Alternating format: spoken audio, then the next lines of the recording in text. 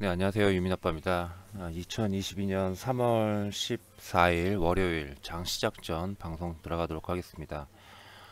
이번 방송은 윤석열 당선인, 대통령 당선인의 수혜 섹터에 대해서 살펴보는 시간을 갖도록 할 텐데요. 그 첫 번째 시간인 바이오스 관련 섹터, 그리고 그 수혜주들과 관련해 가지고 좀 가볍게, 간단하게 좀 진행해 보도록 하겠습니다. 사실 바이오 섹터와 관련해 가지고 방송을 진행하기에는 사실은 좀 부족해요. 부족합니다. 왜냐면은 쭉 그 공약집이라고 할 것까지는 없는데 공약과 공약집을 간단하게 추려 놓은 그런 자료나 아니면 뉴스를 참고로 했을 때 바이오 섹터에서의 어떤 수혜주나 아니면 그 바이오에서도 여러 가지 그런 분야들이 있잖아요. 뭐 노인 관련부터 시작해가지고 뭐 뇌 관련, 그러니까 뭐 알츠하이머라든지 아니면은 뭐 항암제에서도 이중항체라든지 아니면은 뭐 면역세포라든지 굉장히 많은 그런 분야가 있습니다. 근데 이런 그 세부적인 그런 항목들이 그렇게 많이 나와 있질 않아요. 그래서 어디 섹터가 그렇게 크게 수혜를 보는지 이런 부분들을 설명하기에는 좀 다소 좀 자료가 좀 부족하지 않나 라는 생각이 좀 들더라고요. 그럼에도 불구하고 일단 나와 있는 것만 가지고 간단하게 좀 추려볼까 합니다. 우선 그 첫 번째 시간이다 보니까 제가 좀 시장에 대해서 가볍게 좀 설명을 좀 드려보면은 과거에 진보냐 아니면은 보수냐, 어느 집권당이 선출이 되든 실제로 그 코스피 수익률을 살펴보면요, 그렇게 크지는 않았습니다. 보시는 바와 같이 그렇게 크지는 않았어요. 물론 그 지금 파란색이 보수 쪽이고요, 그리고 노란색이 진보 쪽입니다. 진보 쪽인데 실제로 보면은 그 미국의 그 S&P 지수나 아니면 나스닥을 보든 S&P 지수를 보든 혹은 다우 산업을 보든 보수당이, 그러니까 공화당 쪽에서 집권을 하면은 실제로 수익률이 상대적으로 좋다고 그러죠. 민주당보다는 보수당 쪽에서, 그러니까 공화당 쪽에서 집권할 경우 수익률이 상당히 좋다라는 것은 통계로 나와 있습니다. 근데 우리나라 같은 경우는 그러지는 않죠. 우리나라 같은 경우는 그렇지는 않습니다. 일례로 그 보통 이제 우리나라의 어떤 보수당이 집권을 하고 민주당이 집권하면은 가장 먼저 떠오르는 게 이런 부분이죠. 뭐 건설주, 그러니까 이제 보수당 쪽에서 집권하고 건설주랑 그다음에 방산주가 좋다. 실제로 좋았어요. 그러니까 섹터별로 보면은 분명히 나뉩니다. 나뉘는데, 그런데 다른 한편으로 봤을 때 방산주 같은 경우는 좀 엇박자가 나요. 요거 다음 시간에 해드릴 텐데 간단하게 좀 말씀을 드리면은 과거에 민주당 쪽에서, 더불어민주당 쪽에서, 그러니까 진보당 쪽에서 집권했을 경우 실제로 그 방위산업 예산이죠. 예산, 국방 예산, 방산 예산. 이 국방 예산은 사실은 민주당 쪽에서 집권했을 때 훨씬 더 높습니다. 증가율이. 그러니까 훨씬 더 많이 그 방산 쪽에다가 예산을 갖다 집중했다라는 거예요. 근데 수익률 면에서는 저조합니다. 약간 좀 심리적인 부분에 대해서 움직이는 그런 경향들이 있죠. 방산 같은 경우는 어쨌든 바이오 섹터를 하고 있는데 실제로는, 그래서 어디 그 보통 이제 대선이 끝나면은 시장이 좋을 것이다, 뭐 나쁠 것이다, 요즘에도 그런 뉴스들이 며칠간 굉장히 많이 나옵니다. 근데 실제로 그러진 않았다라는 거 해서 결국에는 각 산업별로 보는 게 맞습니다. 수혜 산업별, 수혜 산업별, 그 수혜 산업별 그러니까 이 현재의 정부가 어느 산업에 집중적인 어떠한 정책을 펼칠 것이냐, 이런 부분에 따라서 향후 2, 3년에서 3, 4년 동안 내내 돌아가면서 상승을 해요. 내내 돌아가면서 상승을 합니다. 예를 들어 가지고 노무현 전 대통령님께서 집권하실 때는 간단하게 뭐 이제 플랜트 산업이라든지 조선 산업이라든지, 그죠? 이런 산업들이 굉장히 크게 그렇게 올랐었죠. 그때 당시는요. 뿐만 아니라 그 이명박 전 대통령님께서 집권을 하셨을 때는 또 한편으로는 이제 건설주들이 돌아가면서 어마무시하게 상승을 했습니다. 이거 건설주도 제가 해드릴 건데요. 되게 재밌습니다. 건설주는. 왜냐면은 아파트 있죠. 예, 주택이요. 주택건설. 예, 주택건설 같은 경우 뭐가 있죠? 예, 맨 밑에 기초공사 있죠. 그 다음에 뭐가 들어가죠? 파일이 들어갑니다. 파일이. 예, 파일이 들어가고 콘크리트 들어가고 그 다음에 골조 올라가고 그 다음에 골조 들어가면서 콘크리트가 들어가기 위해서 각 층마다 거푸집 들어갑니다. 예, 그리고 또 그 다음 순서로 뭐가 들어가고 뭐가 들어가고 그리고 창호가 들어가죠. 강화마루 들어가고 그 다음에 인테리어. 예, 맨 마지막이 아니냐? 뭐 쭉 들어갑니다. 예, 뭐 그 빌트인, 예, 빌트인 가구나 아니면은 가전 같은 거 들어가고 맨 마지막에 페인트슈까지 쭉 순환매로 올라요. 예, 굉장히 재밌습니다. 건설주들이. 예, 이런 식으로 올라가죠. 예, 박근혜 전 대통령님께서 하실 때는 또 이런 부분도 있었어요. 예, 그 안전이죠, 안전 중에서 먹거리, 예, 이쪽을 굉장히 좀 신경을 썼습니다. 그러다 보니 진짜 자그마한 종목, 시가총액 한 2, 300억, 3, 400억짜리 종목들도 결국에는 가더만요. 결국엔 몇 배씩 가더라고요. 자, 현재 정부 문재인 현 대통령님께서 집권하셨던 이번 해수에서는 당연히 이제 뭐 반도체, 그죠? 예, 반도체나 아니면 시스템 반도체라든지 그 이외에도 여러 섹터들이 이렇게 나왔었습니다. 그러니까 그 각 집권하는 어떠한 그 정부의 정책 제 1순위, 2순위, 3순위 이런 정책들을 잘만 본다면은 향후 2, 3년 동안 순환매로 예, 순차적으로 돌아가면서 상승을 하는 그런 경향이 있기 때문에 각 산업별을 갖다가 잘 챙겨봐 둔다면 좋은 성과를 낼 수 있더라라는 거죠. 잘 봐야 돼요. 예, 결국에는 윤 당선인께서 어디에 가장 많이 집중을 하느냐, 예, 가장 많이 집중하느냐, 그리고 두 번째는 어떤 것부터 할 것이냐, 예, 어떤 부분부터 예, 이제 손을 대서 그쪽에 집중을 할 것이냐, 어느 산업에 대해서 이런 부분을 갖다가 잘 챙겨와 두신다면은 그 부분부터 해서 돌아가면서 향후 2, 3년, 3, 4년 동안 좋은 성과를 낼 수 있지 않나 이렇게 좀 생각을 합니다. 자, 그 첫 번째 제가 바이오를 말씀드렸는데 바이오는 사실은 좀 두리뭉실해요. 그렇기 때문에 확실히 어디다라고 보기에는 좀 힘듭니다. 근데 제가 좀 봤을 때 바이오 섹터에 대해서 좀 정리를 해봤어요. 예, 그런데 여기 보면은 여기 두 가지가 있습니다. 확실히 바이오 쪽에 대한 지원을 갖다가 강화를 하는데 그동안 보건복지부, 그죠? 식약처라든지 아니면은 행안부라든지 여러 부처에 나눠져서 각종 규제와 그 다음에 지원책들이 각각 따로 놀았어요.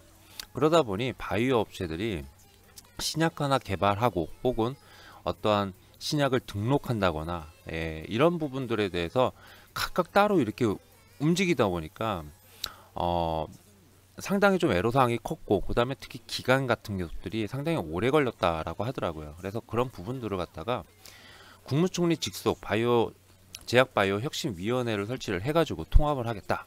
그리고 기존의 R&D 지원의 2배 이상을 갖다 확대하겠다라고 했습니다. 자, 그러면서 이제 향후 백신 허브 있죠. 현 정부의 백신 허브 정책 요거를 갖다가 그대로 유지를 한다라고 하고요. 항암제와 희귀질환 신약의 신속 등재 제도 도입 요 부분을 보면은 아무래도 이제 고가의, 그러니까 이제 일반 서민들이죠. 서민들이 접근할 수 없었던 고가의 의약품들이 있을 거란 말입니다. 예, 그중에 가장 대표적인 게 아무래도 항암제라든지 아니면은 희귀질환 신약 치료제들이겠죠. 이런 부분에 대한 어떤 지원, 의료보험 이런 부분들을 갖다가 적용을 시켜주면서 이런 의약품 시장에 대한 어떤 지원 이런 부분들을 갖다가 하겠다라고 하는 것 같습니다. 자, 여러 가지가 있어요. 여러 가지가 있는데 일단 그 부분에 대해서 좀 설명을 좀 볼게요. 제가 좀 몇몇 가지에 대해서 좀 나눠봤는데 질환 중심의, 그러니까 여기서 질환이라는 부분이 어떤 걸 말을 하냐면요. 질환이라는 거는 그러니까 거의 불치병 있죠. 예, 예를 들어가지고 당뇨라든지, 그러니까 노인성 질환을 말하는 것 같습니다. 예, 당뇨라든지 이런 부분들을 말하는 것 같아요. 그래서 계속적으로 계속적으로 치료를 요구하는 그러한 시장을 말하는 것 같습니다. 그래서 질환 중심의 건강보험 확대 관련주, 확대 수혜주라고 제가 저거 써놨는데, 이제 일단 기본적으로 가장 많이 보는 것들이 당뇨가 있겠고요. 그 다음에 당뇨 플러스 알츠하이머 같은 거, 이런 것들도 좀 있지 않을까라고 생각이 됩니다. 실제로 알츠하이머에 대해서 거론도 한 적이 있으세요. 뉴스를 찾아보니까. 그렇기 때문에 당뇨나 알츠하이머 같은 이런 꾸준한 어떠한 치료제가 있는 그런 섹터들을 좀 봐야 되지 않을까라는 생각이 듭니다. 그래서 가장 대표적인 게 이제 아이센스나 아니면은 이오플로와 같이 연속 혈당 측정기 이런 부분을 갖다 의료보험 확대를 하겠다라는 그런 것 같습니다. 그래서 이런 종목들이 좀 수혜로 꼽히지 않을까 싶고요. 두 번째는 근데 사실은 이게 두 번째가 참 애매해요. 뭐냐면은 디지털 의료 바이오 육성 정책이다라고 해가지고 유전자 분석을 갖다가 이렇게 해놓았거든요. 어느 정부 요번 문재인 대통령님의 정부, 현 정부, 그다음에 과거 정부에서도 이 유전자 분석과 관련해 가지고 지원을 하겠다, 규제를 풀겠다 이런 내용들이 상당히 많았었어요. 제 기억으로 이 유전자 분석이 있죠. 이 유전자 분석 이쪽 관련 테마 뭐 마크로젠, 제가 지금 마크로젠을 끌어놨는데 마크로젠, 테라젠 이텍스죠. 그 다음에 뭐 EDGC라든지 상당히 많아요. 유전자 분석 관련해가지고 그런 기업들이 한 7, 8개 정도 됐던 걸로 기억이 합니다. 자, 이 기업들이 아마 제 기억으로 2006, 7년 정도? 5, 6년 정도부터 아마 테마화 됐을걸요. 그러니까 그동안 계속해서 이런저런 이유로 해가지고 규제들이 안 풀리고 있죠. 안 풀리고 있습니다. 그래서 이 부분이 제대로 될지 요번에도 제대로 될지 잘 모르겠습니다. 근데 이것과 함께 또 하나가 있어요. 이것과 함께 뭡니까? 바로 유헬스죠. 유헬스. 원격 진료입니다. 원격 진료. 자, 저는 유헬스라는 단어가 더 익숙하고요. 주식을 한 2000년 정도부터 하셨던, 혹은 2000년대에서 주식을 하셨던 분들, 이런 분들은 원격 진료라는 단어도 익숙하지만은 사실은 유헬스라는 단어가 더 익숙할 수 있습니다. 유헬스케어라고 해가지고 이게 원격 진료인데, 사실 원격 진료 부분도 의료계와의 어떤 마찰 이런 부분들 때문에 여태까지 하지 못했던 분야죠. 이 유헬스케어, 그러니까 이제 원격 진료 부분도 있어요. 저 밑에 있지만은 이 원격 진료 부분도 시행을 하겠다라고 했는데, 결국에는 군인 장병들 있죠. 군인 장병들에 대해서만 한정해서 이 원격 진료 사업을 갖다가 진행을 하겠다, 규제를 풀겠다라고 해가지고 반쪽도 안 되는, 사실은 반쪽도 안 되는 그런 부분에 대해서 일단 시작을 하려고 하더라고요. 그러니까 될지 안 될지는 잘 모르겠습니다. 어쨌든 이런 유전자 분석과 관련해 가지고 마크로젠이 삘끔 섰더라고요. 삘끔 섰는데 일단 이런 부분도 한번 참고해 보십다 라는 생각이 들어서 이렇게 한번 올려봤습니다. 뭐 랩지노믹스도 있고, 그죠? 테라젠 이텍스도 있고 여러 회사들이 있습니다. 자, 유전자 편집 및 관련 기술 기반의 뭐 신약 개발사 이렇게 써놨어요.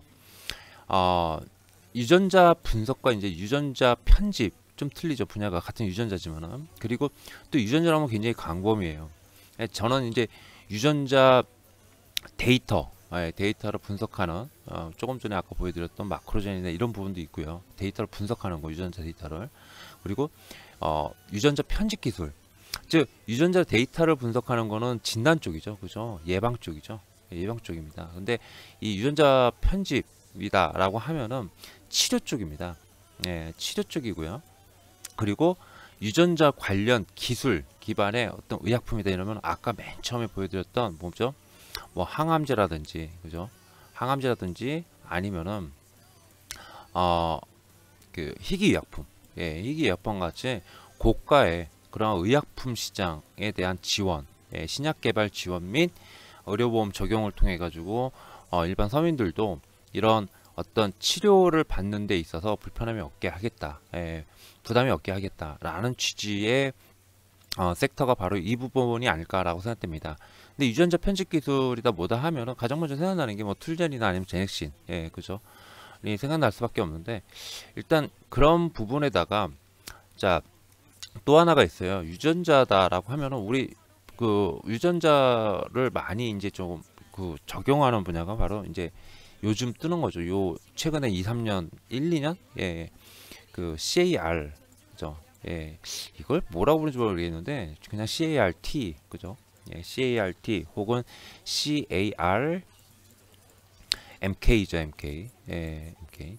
요 두 분야도 아마 여기에 속하지 않을까라고 개인적으로 생각합니다. 그래서 뭐 툴젠이라든지 툴젠 같은 경우는 이미 주가가 바닥에서 이런 대선 어떤 수혜 섹터다, 수혜 종목이다라고 해가지고 좀 움직이는 것 같더라고요. 그러니까 뭐 CART라든지 아니면 CAMK라든지 이런 어떤 차세대 면역세포 쪽이죠. 면역세포 쪽, 항암제 아니면 희귀의약품, 이쪽 부분에 대한 관련주들을 갖다가 계속 좀 지켜봐야 되지 않을까라는 그런 생각이 들어가지고 이렇게 준비를 해봤습니다.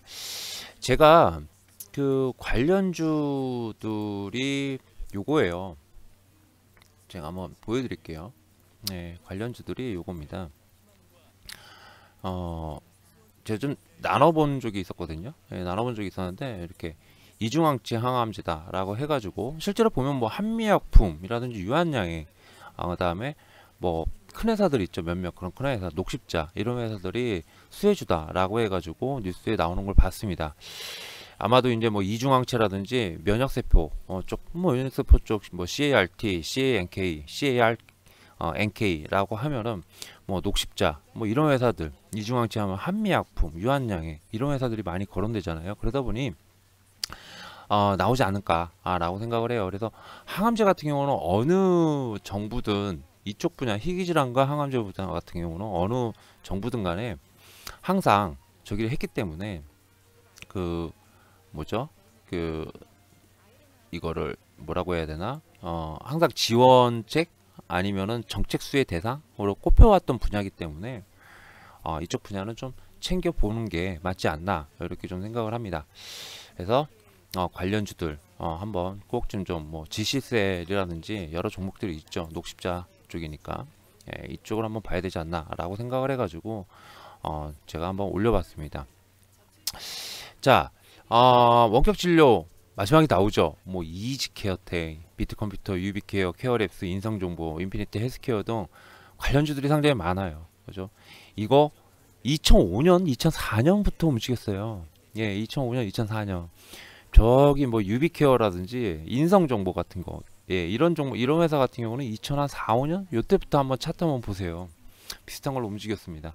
그래서 그때는 이제 유헬스케어 때마다 2000년대 한 초중반, 중반 정도까지는 그냥 원격 진료 이렇게 안 부르고 좀 멋있게 하려고 그래서는지 그 저기 유헬스케어라고 많이 불렀죠. 지금도 유헬스케어라고 부르지만 원격 진료라고 더 많이 부릅니다. 이건 코로나 사태를 겪으면서.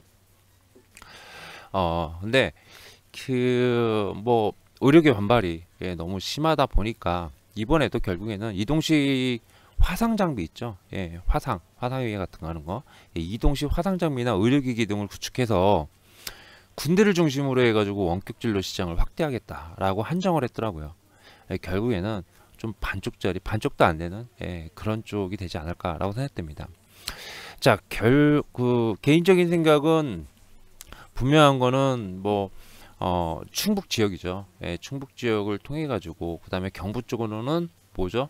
그 의료 전문가를 양성하는 그러한 쪽을 맡고 충북 쪽으로 해가지고 이제 개발, 그 다음에 생산 이쪽 클러스터를 만들겠다라고 이제 말씀을 하셨고요. 그러면서 시장은 진단 예전 같은 경우는 그 박 전 대통령의 정부에서는 이제 진단 쪽이었죠. 예방 쪽이었다면은 그 전이나 그 후로는 주로 이제 치료 쪽이었습니다. 제가 보는 개념은 그래요. 치료 쪽이었고 특히 이번 정부는 치료 플러스 이제 백신, 코로나 때문에 백신이 굉장히 많이 강점이 됐죠.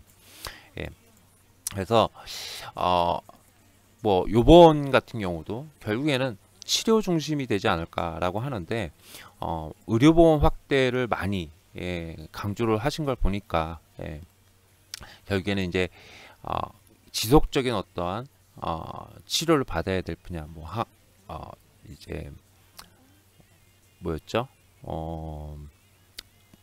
아까 위에서 머리가 안 돌아가지고 아, 이거죠. 예, 그 중증 질환, 중증 질환이라든지 노인성 질환, 그러니까 즉 당뇨병이라든지 아니면은 알츠하이머라든지 이런 분야에 대한 어떤 보험 확대, 그 다음에 치료제 개발에 필요한 어떤 지원, 이런 부분들, 그리고 희귀 의약품이라든지 항암제, 특히 이 세포와 관련된 혹은 그 유전자와 관련된, 세포를 갖다가 분석하는 거잖아요, 유전자. 맞죠? 그렇게 이해하면 되나요? 어쨌든 이런 부분들에 대해서 항암제라든지 희귀의약품, 이런 부분들에 대한 어떤 지원, 이런 부분들을 갖다가 잘 챙겨봐야 되지 않을까라고 생각이 됩니다. 자, 바이오는 요 정도만 일단은 나와 있는 게 이 정도로 한정돼 있어서 더 이상 저기 하지는 할 만한 게 그렇게 크진 않아요. 그럼에도 불구하고 우리가 2000 언제부터 2000 사실은 2005년부터 뭐가 있었죠? 그 전에는 바이오 테마라는 게 별로 없었어요. 제 기억상으로도 없었습니다. 그냥 테마다라면 무조건 인터넷과 IT였어요. 그죠? 기억하시는 분들 많을 겁니다. 자, 그런데 성장 테마라고 하면은 이쪽 두 분야였습니다. 근데 이게 2005년부터 이제 뭐였죠? 산성 PNC였죠. 지금은 리더스 코스메틱. 산성 PNC를 시작으로 해가지고 그때 산성 PNC가 이제 줄기세포 하겠다 해가지고 황우석 박사가 나오면서 줄기세포 관련주들 엄청나게 올라갔고, 그리고 막 너도 나도 바이오 사업에 뛰어들었습니다. 근데 바이오 산업이 보통 이런 말 많이 하잖아요. 10년에서 신약 하나 개발하는데 최소한 10년에서 20년 걸린다. 자, 2015년을 걸쳐가지고 지금 22년입니다. 이제 17년, 18년 돼가고 있어요. 그러면은 성과들이 좀 많이 나올 때죠. 그렇게 따진다고 따진다라고 했을 때 바이오 쪽에서도 이런 성과를 내는 그런 기업들이 다시 한번 줄기차게 나오면서 괜찮아지지 않을까라는 생각도 가지고 있습니다. 자, 제가 요즘 들어가지고 많이 말씀드리는 것들 중에 하나가 이거죠. 인플레에 영향을 받지 않는 성장 섹터, 인플레에 영향을 많이 받지 않는 성장 섹터를 갖다가 봐야 됩니다. 왜? 지금 이 인플레 때문에 너무 힘들잖아요. 그죠? 그러니까 인플레와 관련이 없는, 영향을 받지 않는 그러한 성장 섹터가 그나마 좀 나을 건데, 거기다 밸류까지 매우 낮아져 있는 그러한 섹터라면은 한 번쯤 얘네들도 시장에서 어떤 우위적 그런 위치, 수급 유입 이런 부분도 기대할 수 있지 않나 라는 생각이 들어가지고 요즘 들어가지고 강조하고 있는 내용입니다. 실제로 보면은 반도체라든지 IT라든지 아니면 2차 전지, 그 다음에 뭐 여타 다른 섹터에 비해서 바이오 제약 섹터가 상대적으로 강하진 못해도요, 상대적으로 견고는 합니다. 그죠? 밑으로 가는 게 아니라 최소한 저점과 고점을 조금씩 높이기라도 합니다. 그리고 한번 튈 때 굉장히 좀 강하게 튀어주는 그런 흐름을 지난 2월달부터 발견하고 있어요. 그러니까 이런 부분을 봤을 때 바이오 제약도 그렇게 나쁘지는 않을 것 같아요. 나쁘지는 않을 것 같습니다. 물론 이제 시장에 따라서 달라지겠지만 잘 대응을 해야겠지만은, 그래도 기존 1월달과 같은 그러한 악재로 인해 가지고 그 다음에 시장 연준의 긴축에 의한 성장주들의 조정, 여기에 각종 뭐 셀트리온부터 시작해 가지고 오스틴 임플란트 등 이런 악재들이 계속 폭주를 하면서 엄청나게 떨어졌죠. 근데 뭐 이런 악재들이 하나둘씩 뭐 셀트리온도 해소됐죠. 요번에 결국에는 해소됐다라고 공식적으로 발표된 것 같습니다. 그래서 2월을 거치면서 이쪽은 좀 나아지지 않을까라는 그런 생각도 좀 들어서 한번 첫 번째 섹터로 소개를 해봐 드렸습니다. 시간이 좀 많이 길어졌습니다. 항상 말이 많아요. 제가 방송만 하다 보면. 바이오 섹터도 좋은 앞으로 한 3, 4년 동안 물론 상승과 조정, 반등과 하락, 뭐 이렇게 번갈아 가면서 나오겠지만은 전체적으로 나쁘지 않았으면 좋겠다라는 생각이 들어가지고 1순위래 첫 번째 시간을 바이오 섹터로 한번 방송을 진행해 봤습니다. 자, 방송 시청 감사드리고요. 다음에는 방산 쪽으로 한번 진행을 해보도록 할게요. 감사합니다.